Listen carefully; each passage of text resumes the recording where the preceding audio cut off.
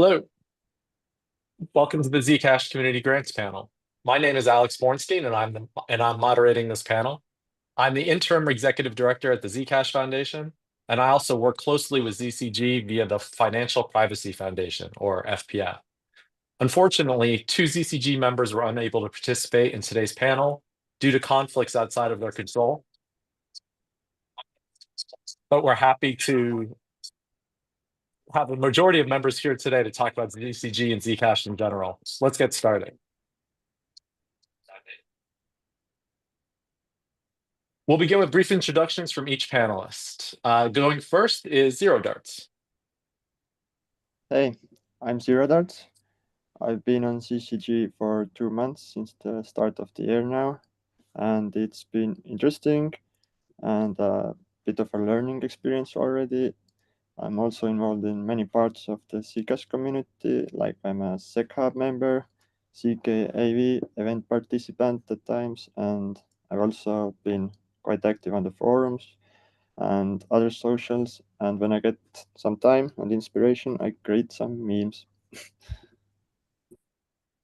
Thank you, Zerodartz. Up next, Jason. Hey, everybody. I'm Jason. I've been serving on the ZCG committee since January of 2022, so this is my 4th year as a committee member. I've been involved in Zcash for a while now. I'm a longtime ZEC holder, and over the years, I've been an active member of the community who's active on the forum and has worked on a number of different projects and initiatives related to community and governance. In early 2023, I founded Shielded Labs, which is a Swiss-based Zcash organization where I serve as the executive director. And Shielded Labs is currently focused on 2 projects, the network sustainability mechanism, and the other is Crosslink, which would transition Zcash to a hybrid proof-of-stake consensus protocol. Great, thanks, Jason. And Artkor. Hello, everyone. I am Artkor, Zcash from Russia, and I run social media about Zcash in Russian. People know me on Twitter as RusZcash. I started just as a ZEC miner on GPU in 2017, later switched to ASICs. I was active to the community and wrote different articles about Zcash and translate all news on Russian. When I was invited by previous ZCG member to join to Zcash ambassador teams, so I started a YouTube channel which gained popularity in the Russian-speaking community. Basically, I'm an example of how decentralized Zcash is today. And if you are an active member of the community, then the community will definitely notice you. It doesn't matter where are you from. Thanks, Alex. Let's get started. Thank you, Artkor. So our first question today is, what are the biggest barriers to Zcash adoption today? Are they technical, UX related, or due to a lack of awareness? And up first is Artkor. Thanks, Alex. Is my first public speech, and I'm grateful to community for this opportunity to speak today. And these great questions will really help me with that. I believe that our best strategy to overcome all barriers is to place Zcash exactly where everyone will eventually arrive. Let me explain what I mean. You see, even if we keep saying use Zcash because privacy is normal, just understand that it won't be as effective as when a person suddenly realizes there are a real problem. One way or someone way now has faced what cannot be solved with any over-transparent crypto tool. It can only be solved with a truly private and fungible cryptocurrencies like Zcash. I don't think it's possible to speed up or artificially create such situation, but a good example of this is something like recent Bybit hack. I've been thinking about it. What happens next? What happens now? What a third of 1% of all ETH has been marketed as stolen and is now flowing through different forms, mixing with clean assets. No one fully understands yet whether this threatens regular people, but some DEX developers have already called for stopping and have even left their projects. DEX are important, but vulnerable places. The problem is that decentralization and transparent blockchains will always bring up these ethical debates, but not just debates. Regular can go after protocol devs depending on the jurisdiction.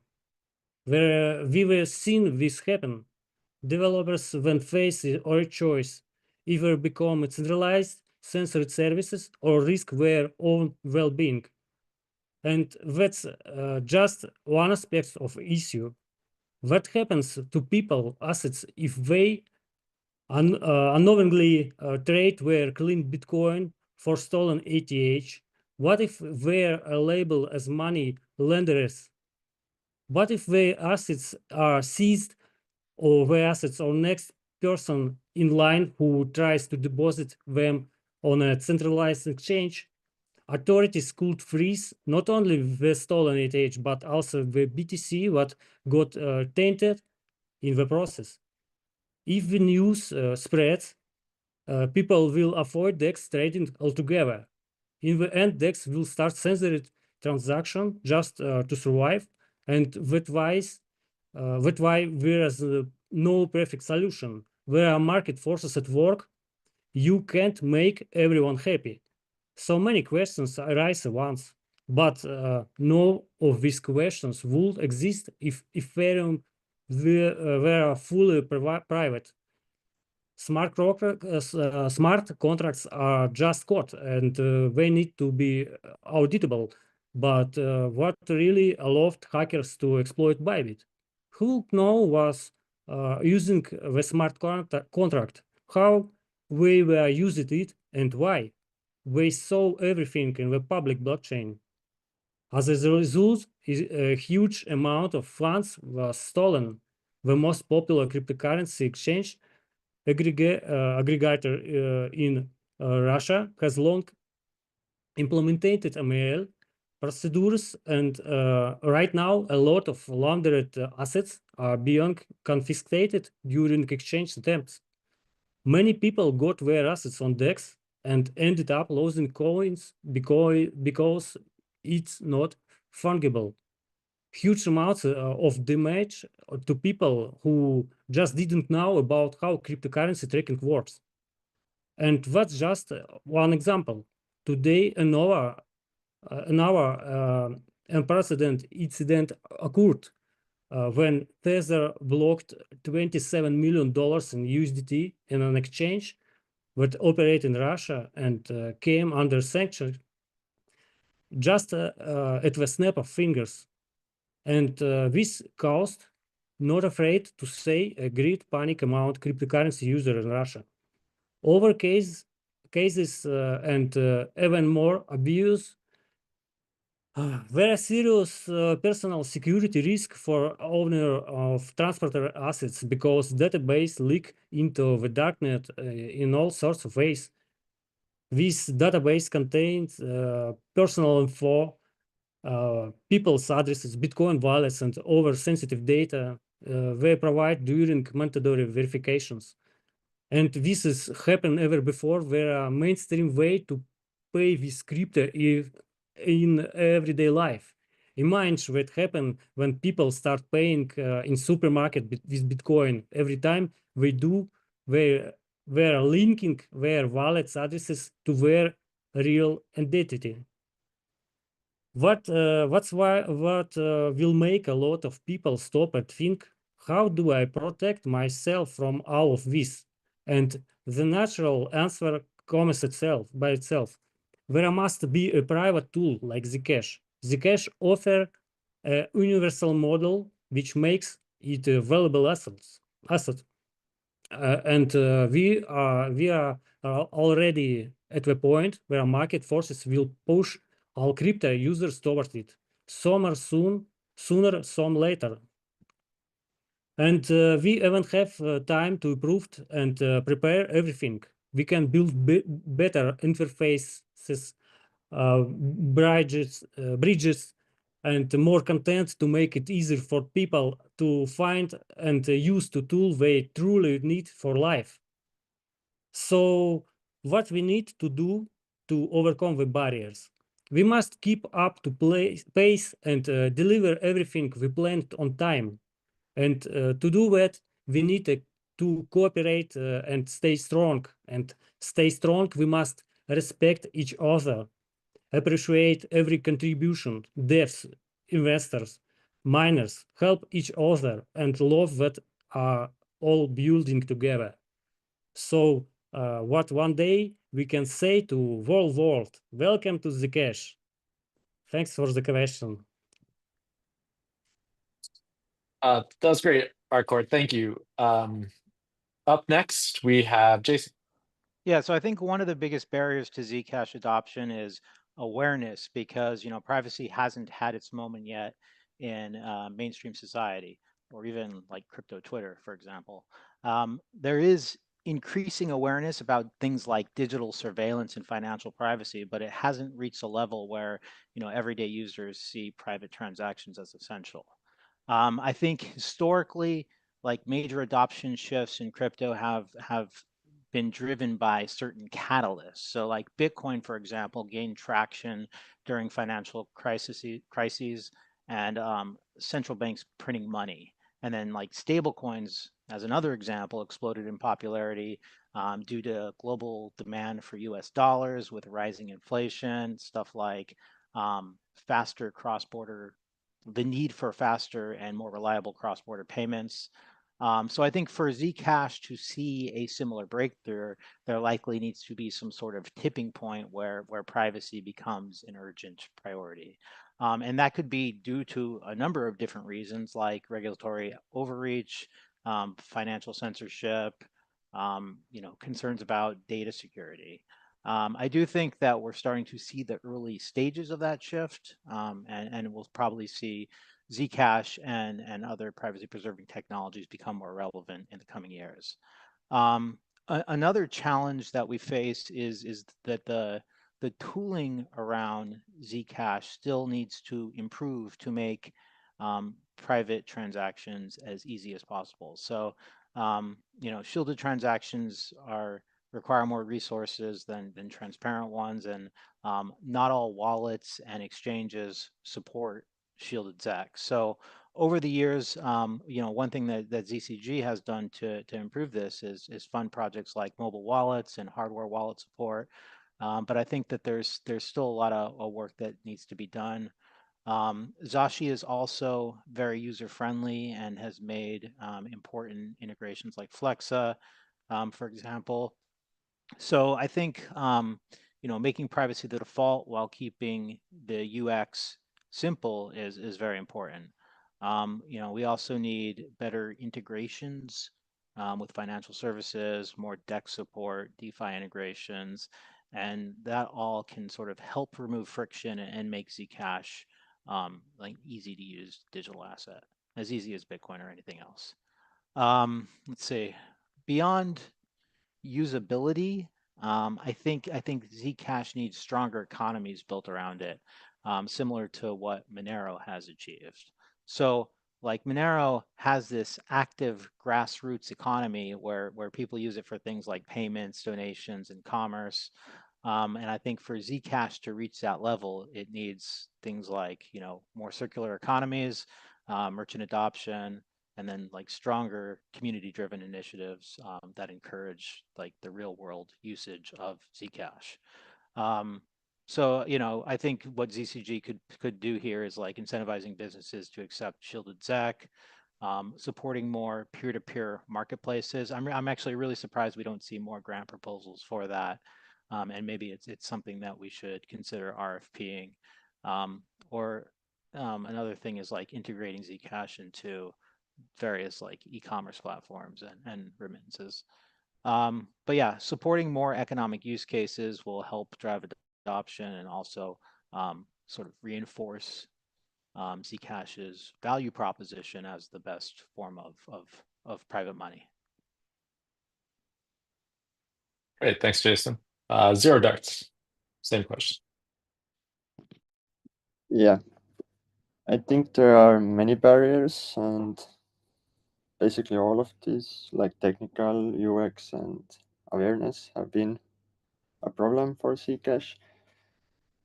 But even though, yeah, we have made good progress on wallet user experience recently, I think, like Sashi and Keystone integration for the hardware wallet, and yeah, this is really good.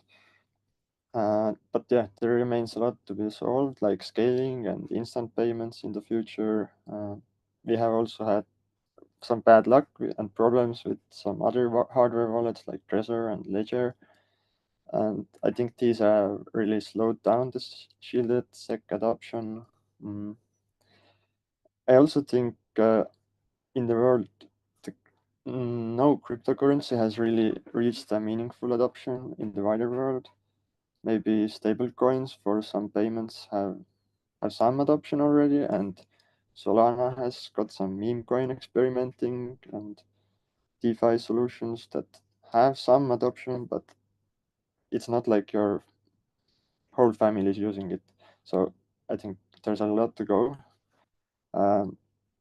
Also, the anti-privacy policies and yeah, also negative view from even normal people for privacy projects has slowed down, and that doesn't help with the marketing. And yeah, I think that's it for this question. Great, thanks, Zerodartz. One thing I wanted to follow up on really quick is something that Artkor said, which you mentioned respect. And earlier today, there was a really fantastic proof of stake panel that I encourage everybody to watch after this one. And one thing my team and I were commenting on was the incredible amount of respect that everybody on that call had for each other and demonstrated throughout the call, like really playing off each other and, encouraging ideas, encouraging some exploration of different topics, and just really like a fantastic energy. And what we came away from, one thing we came away from that was we often show external projects so much more respect than we show each other internally in Zcash. And it feels like something that holds us back. We need to be able to go out and take risks, and we need to be able to throw out big ideas and be wrong and have conversation and really create an energy around Zcash that encourages some risk taking and some pushing forward. Not everything's going to work, and we're in a position now that feels like a great time to be more aggressive and get after things. And I think ZCG is a huge key to that. I'm curious if anybody would like to kind of follow up on that at all, or we can move on to the next question. I actually think something, yeah. So I think the privacy movement has speeded up a lot, and recently I've seen many of my contacts started to use Signal, and also Brave browser is a lot in my friends are using now. And I'm also really waiting for NIM VPN that's launching next week. I think this will be a really great new VPN that is not centralized. And yeah, we should as a community also collaborate more and use our powers together. And yeah. I think part of the issue is that like we all have different visions, like competing visions for what Zcash should be and what it should prioritize. So there's a certain amount of infighting that just sort of organically or naturally happens, right? You don't get that with the other projects when you're like discussing proof of stake, for example, because like in a way, we're sort of not competing on the same protocol. We're sort of competing for maybe a network effect, right? But I also was really impressed by that discussion. It was super constructive. It was great to hear so many diverse opinions from so many prominent people in this industry. And one thing that it made me think is like we're all so aligned on, sort of like the fundamental ethos of privacy and like what we're here to do. It makes sense to do more collaboration with other projects where we're aligned and sort of get the message out there to all of our benefit, rather than competing against other projects. Yeah, well said. Great. Well, so we've talked about the biggest barriers. Let's talk about what are the most compelling real world use cases for Zcash today, and is ZCG doing enough to support those? So first up is Zerodartz.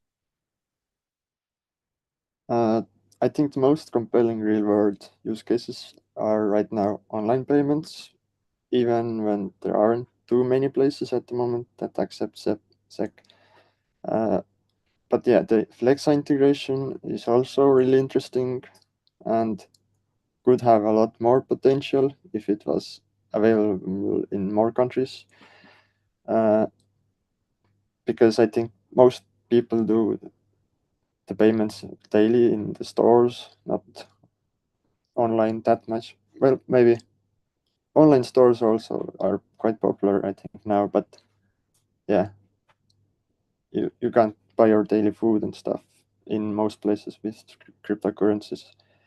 I think ZCG is doing quite some already to support these, but there has been like some negative comments on the forum from the community because they don't see that it would be used much, this sort of integrations like BTC server. But yeah, if you have any ideas and projects, make a proposal. We would like to fund it if it's really good. But yeah, the funding of ZCG is also not endless, and we have to be really critical and responsible allocating this money. But when the right time comes and some good projects want to do some integrations and stuff, I think there's a good chance we can approve those.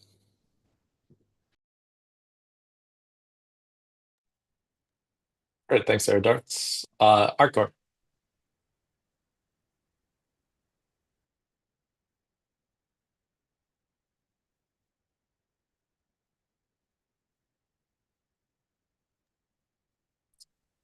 We can't hear you, Artkor. Oh, sorry. There you go. I believe that in the future, when cryptocurrency become more stable, payments should become the main use case for Zcash. Personally, I've used ZEC for payments to business no more than a couple of dozen times, mostly for VPNs and streaming services. I've used ZEC many times for gifts and to split the bill at coffees with friends. I also used the CoinsBee service to buy gift card when the ZEC price was higher than it is now. It's a very convenient way to pay for many things, as it offers a wide selection, include major marketplaces depending of where you live. By the way, I should mention that in Russia, crypto payments and advertising are banned. I take my hat off to ECC efforts in this area. Everything they implemented last year with Coinbase and Flexa has significantly accelerated Zcash adoption as a payment method. And of course, we at ZCG see applicants proposing initiatives similar to this Flex integration. I'm sure we'll do everything we can to bring them to Zcash. But it seems to me that very few people are actually using ZEC for payments right now. I think the most common use case is holding with an investment mindset. This big wave won't last forever. All physical laws tell us what waves fade over time, including market waves. Bitcoin will reach this point first. Its price fluctuations are already fading, mostly following the golden ratio. When aggressive speculators lose interest in Bitcoin due to its relative stability, where we look for other assets with similar characteristics. The most attractive future is a limited supply. That's why most Zcash investors focus on this factor and aren't particularly interested in other use cases right now, in my opinion. Another important use case right now is supporting journalists and activists in countries where media is censored. ZCG is currently funded Zcash advocates in many countries who are spreading awareness about its different use cases. I hope that if resources allow, we will continue to support these efforts. Thank you for the question. Thanks, Artkor.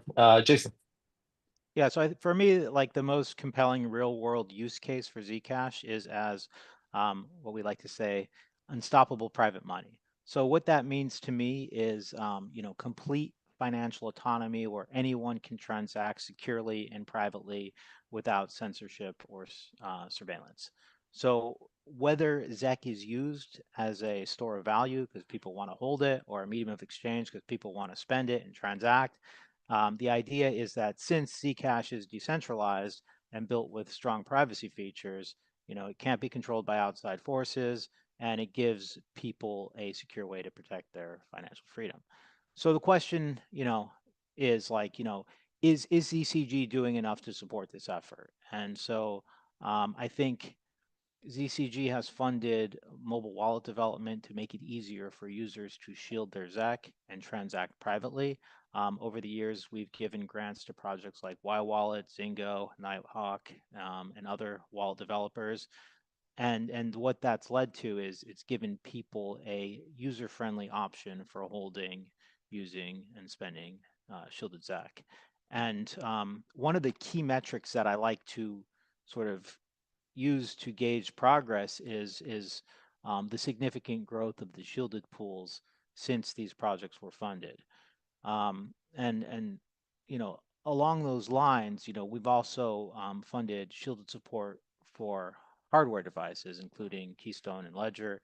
The situation with Ledger is really bad. I think Zerodartz mentioned that, because many people are unable to use their devices, their ZEC is stuck. But I do believe that Keystone has been a success, both like how they sort of deliver it as a grant recipient, and also the usability and ease of the app.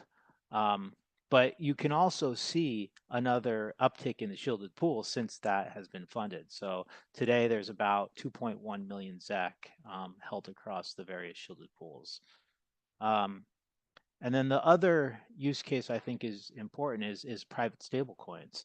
So ZCG's funded Kedit to develop the Zcash shielded assets, and that essentially allows anyone to issue a private asset on top of Zcash. And we've spent approximately like 25% of our total treasury towards this effort.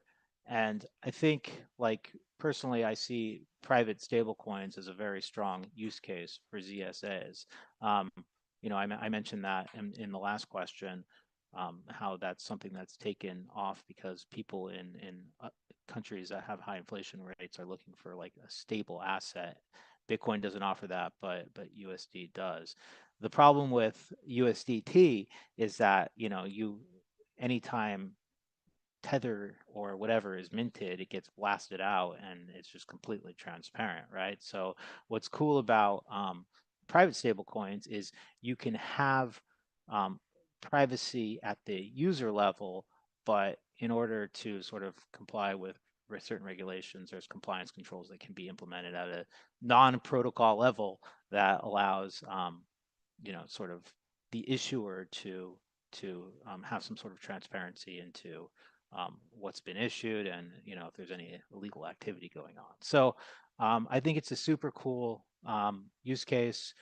Recently, Jonathan, Josh, and I have been reaching out to issuers. We've talked to Tether and a few others to explore potential partnerships.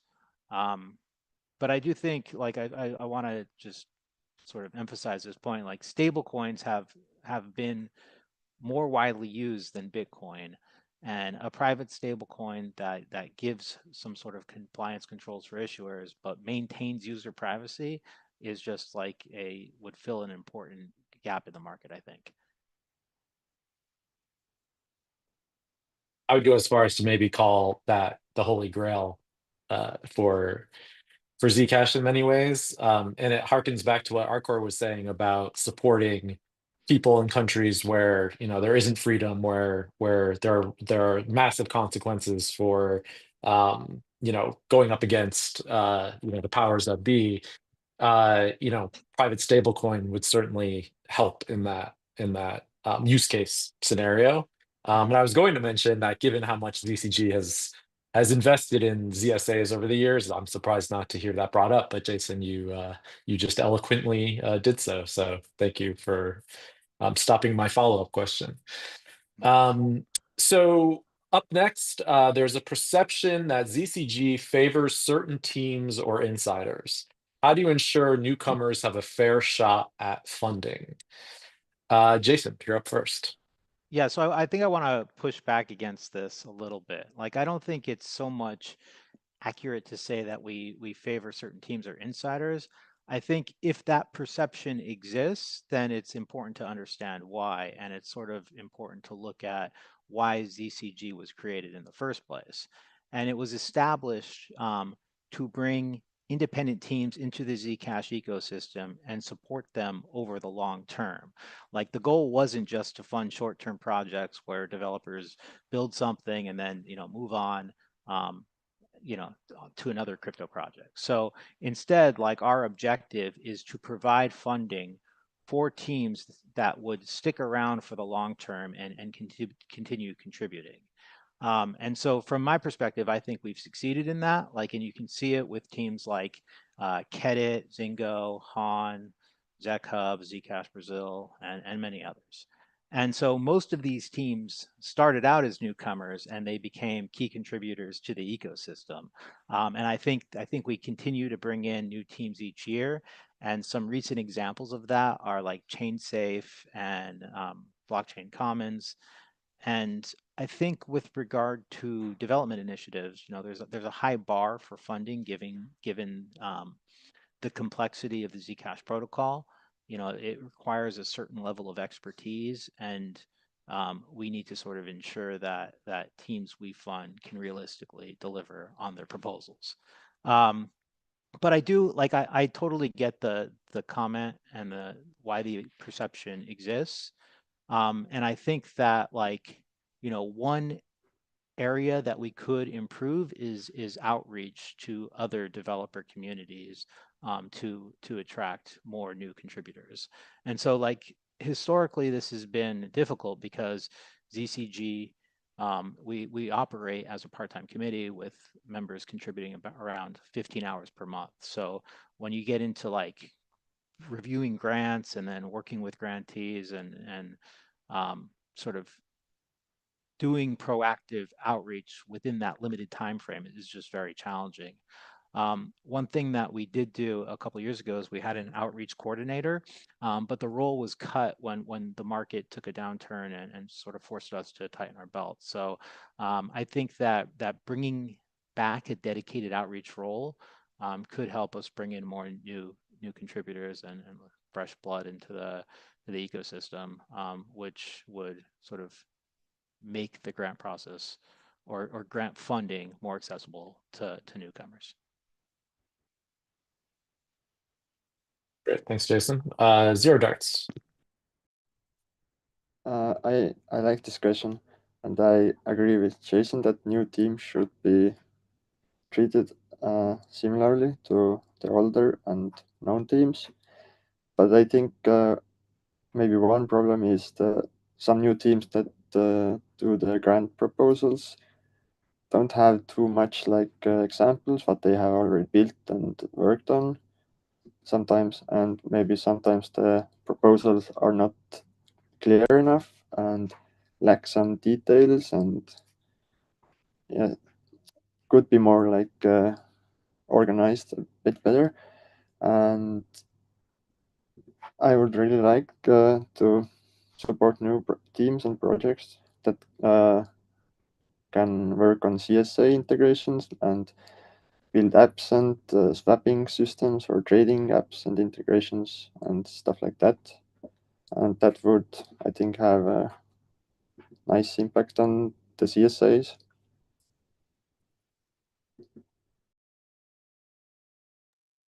Great, thanks, Zero. Artkor. I'll probably repeat some thoughts, but these are the accent point of ZCG and the community. I believe that ZCG is open to everyone, and anyone with a valuable project for Zcash has a chance to receive funding. First, the grant review process is transparent. All discussion happen publicity, and arguments for or against a proposal are always available on the forum. If someone feels that a decision was unfair, they can ask questions and get clarification. Second, the quality of the proposal matters more than the status of the applicant. A newcomer who presents a well thought out, realistic and useful project has the same chance as an experienced team. Yes, we'll know developers or projects with a track record may inspire more confidence, but that doesn't mean ZCG favor them. It just means they already have proven results. Also, ZCG member actively encourage new participants by posting requests for proposals. It's important for the ecosystem to grow through new ideas, not just well-established teams, but newcomers should be ready for open dialogue. If no one knows you, you'll need to demonstrate competence and transparency. If you need and want to improve your chains, engage with the community, ask questions, and clarify details before submitting a proposal. The more involved you are, the easier it is to prove the value of your project. Thanks for the question. Great, thanks, Artkor. Up next, how can Zcash stand out in an increasingly competitive privacy landscape? And you're up again, Artkor.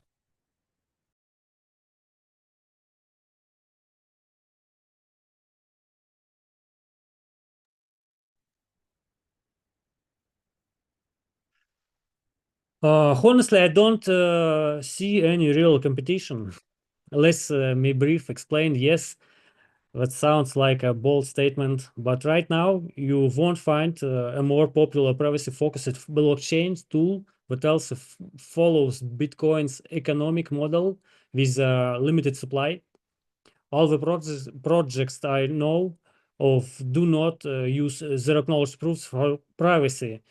Instead, they focus on scalability and blockchain compression or they act as some kind of gateway.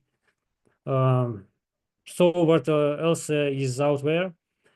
There is a popular privacy blockchain that just had another vulnerability exposed this time by Duke letter.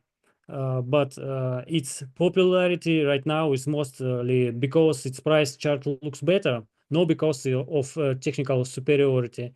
This happened because they reached their telemission phase early when Zcash even reached its second halving.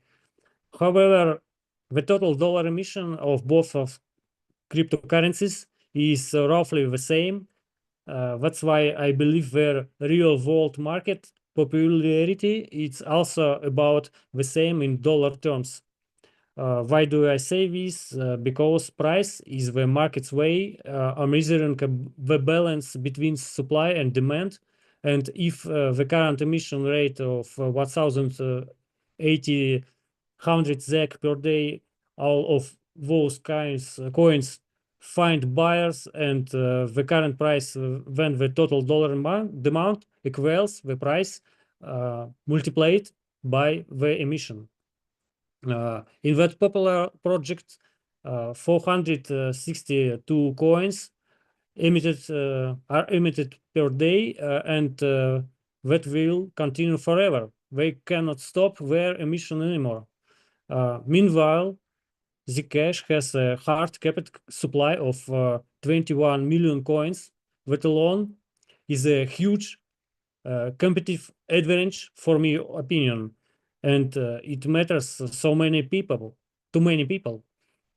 Plus, Zcash offers top-tier privacy, not a matter probabilistic cryptography, but real zero-knowledge cryptography. But stay competitive, we need to design better incentives of that preserve the best aspects of Bitcoin's model while significantly improving Zcash functionality and futures potential. That's exactly what people have been discussing throughout this conference. Thanks for the question. Thanks, Artkor. Jason. Yeah, so I really agree with Artkor on this. I think Zcash does stand out because for a couple of reasons. It has a relatively strong network effect, or like, the Lindy effect of it being around for so long and showing resilience over the past 8 years.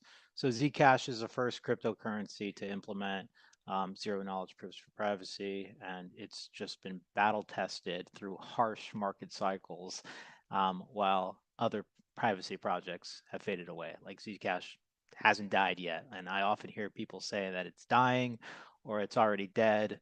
But the reality is, like, if you're paying attention, the ecosystem is more vibrant and decentralized than ever.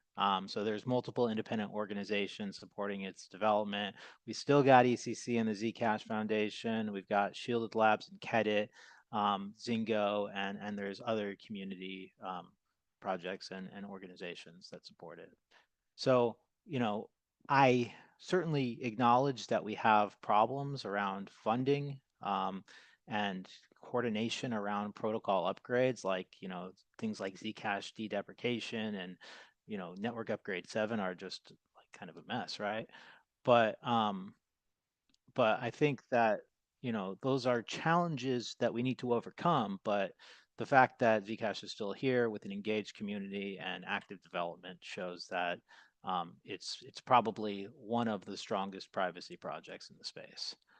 And so, like, I think to further like differentiate itself, it needs clearer narratives and stronger use cases. And we talked a little bit about this before, but the idea of Zcash being unstoppable private money where people can transact freely without surveillance or censorship, I think is a compelling message that resonates with people who care about financial privacy.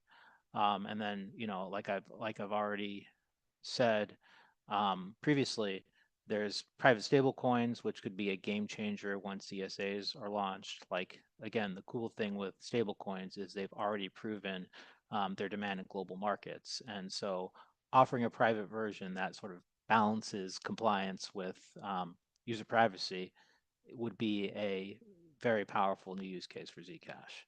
So then I guess the overarching narrative there is sort of positioning Zcash as private money and a platform for privacy preserving assets.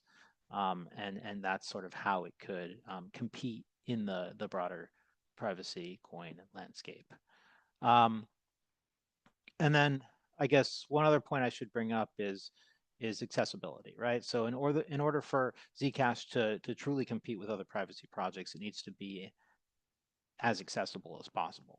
So being listed on major exchanges is important for liquidity and exposure. That's a big reason why I didn't want to see Zcash delisted from Binance. Like it just doesn't have the DEX options that that Monero has. So it could have been detrimental. And then we have things like the Grayscale Zcash Trust.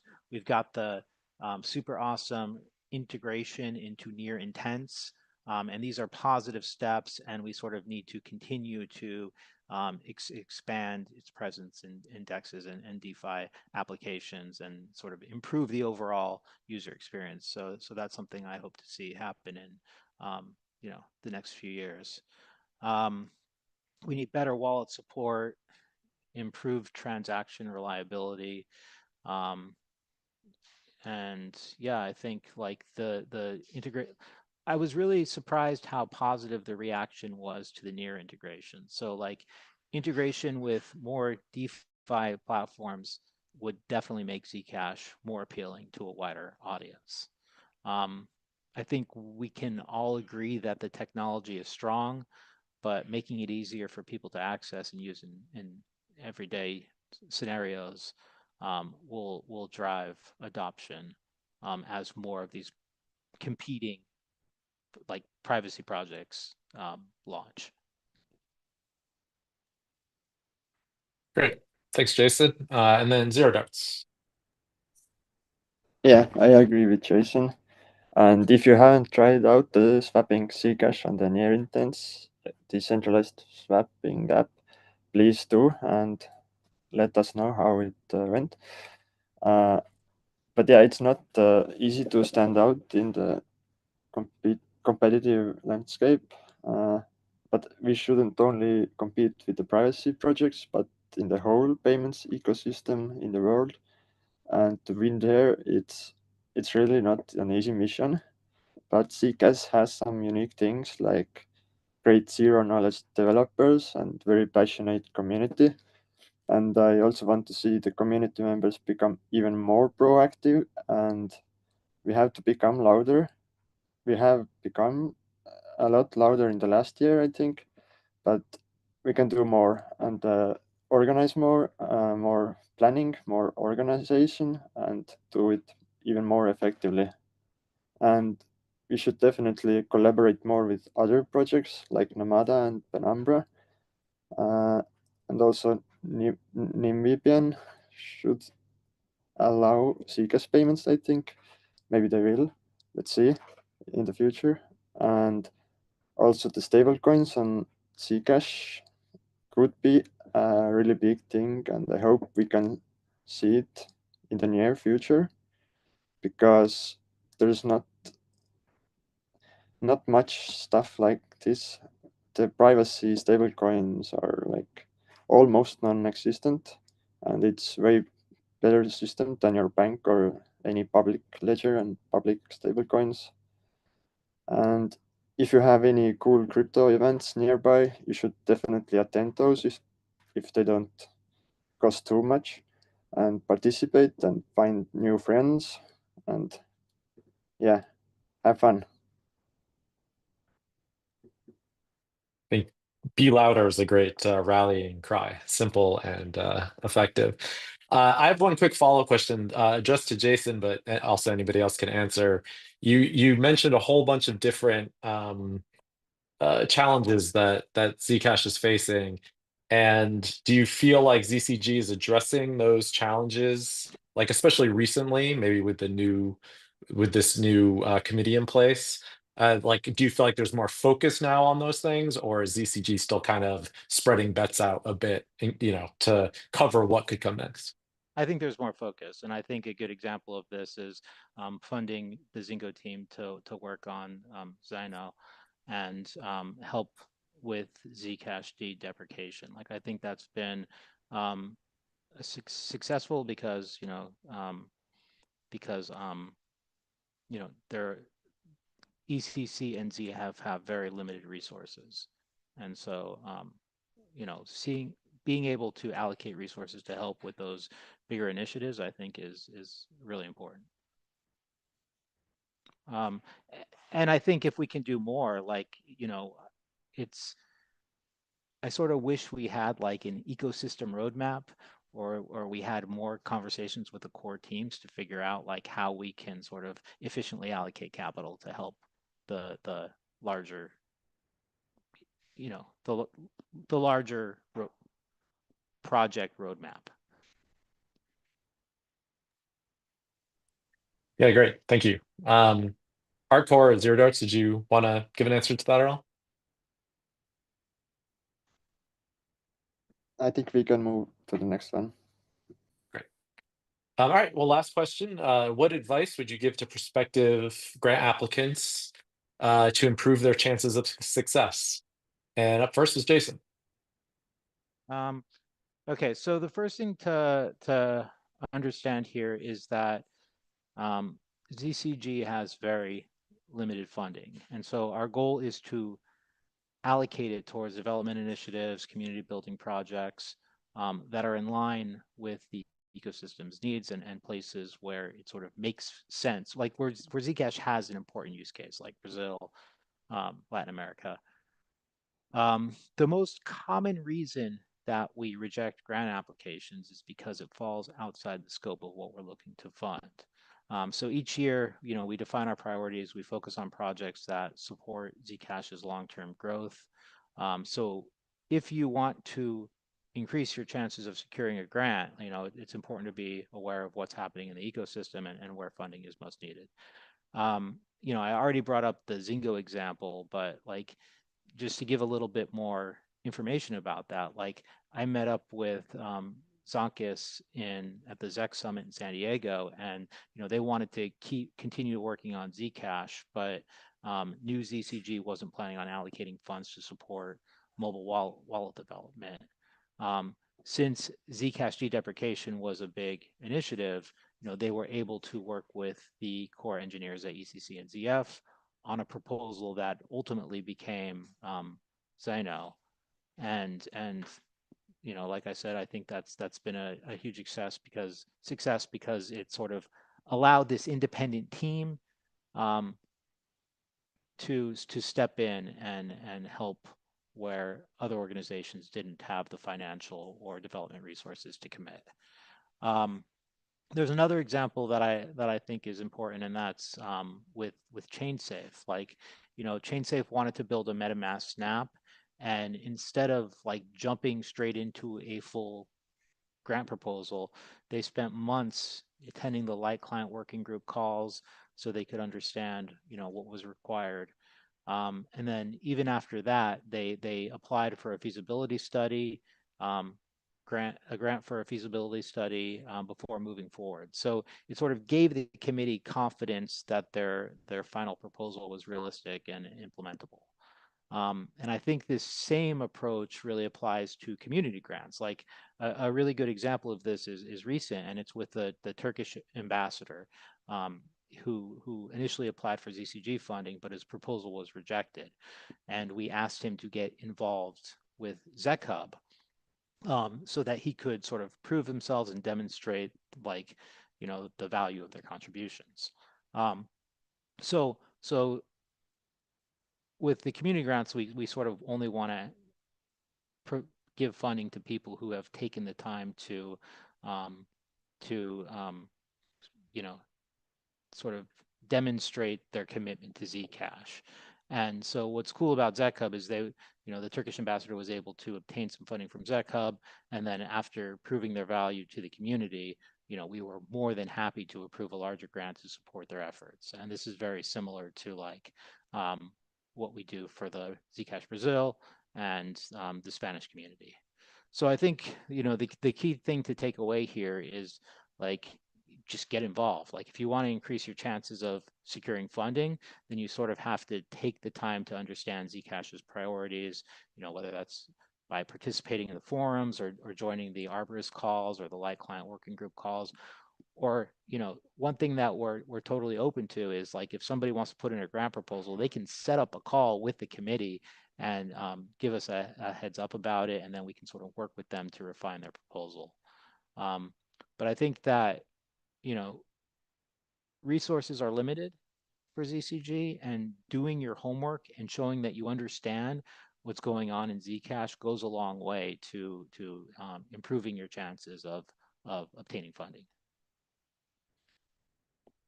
Well said. Thanks, Jason. Zerodartz.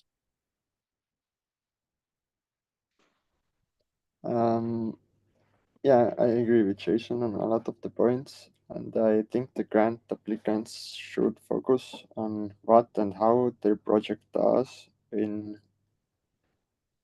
quite detailed way, and or how does it integrate or improve Zcash ecosystem or move it forward. And I think it's really important to show the relevant experience of your previous work. That also gives a lot of confidence to the ZCG and in your team. And even if the forum, the community is not as positive, don't be afraid. ZCG still has their own opinion, but yeah, we do take community opinion into consideration, but it's not like 100%.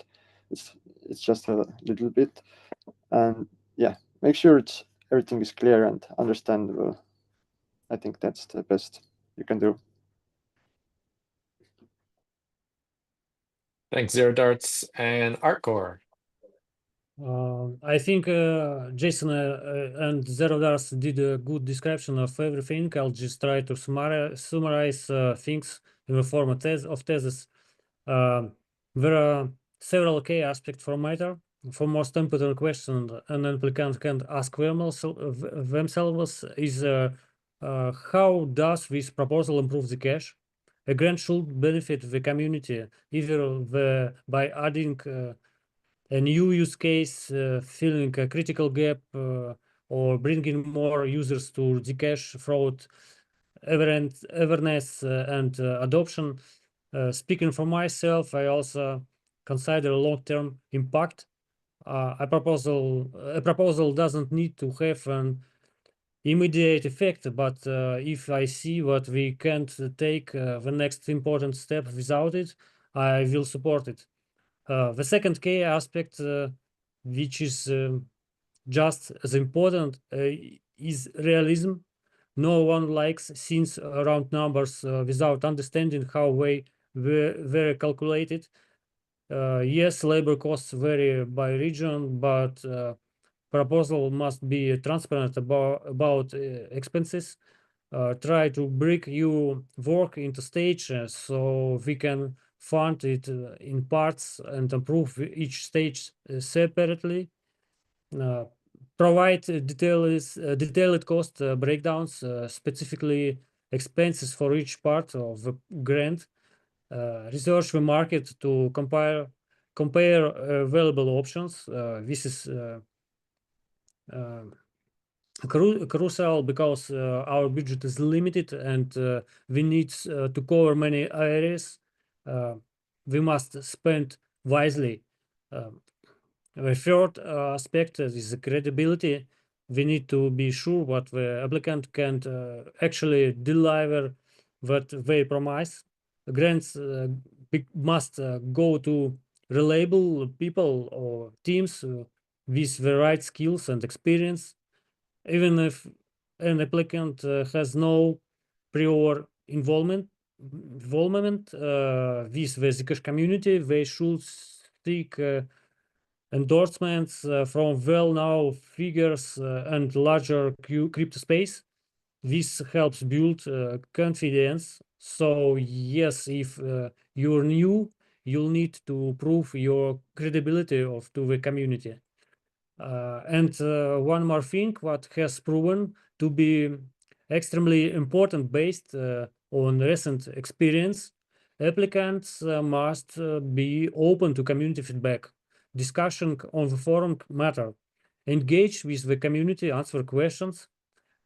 Even if criticism seems harsh, explain your position, be prepared to tough feedback, but don't panic. ZCG only consider objective criticism. We encourage early discussion to avoid misunderstanding. So, ZCG support projects that listen to the community and adapt. If an applicant ignores questions of or if refuses to engage, trust declines, and with it their change of approval. And of course, study the forum, see which projects have been funded before and that arguments matter in their discussion. Thank you for the question. Thank you, Artkor. I think that's a great way to wrap up. We're at time. I wanted to mention we will be having ZCG elections in June. So if you would like to learn more about that, feel free to reach out. We would love to have a huge pool of candidates when we go to vote. And I encourage everybody to continue this conversation on Whova and on the Zcash Community Forum. So thank you, Artkor. Thank you, Jason. Thank you, Zerodartz, and thank you for watching. Goodbye. Thank you.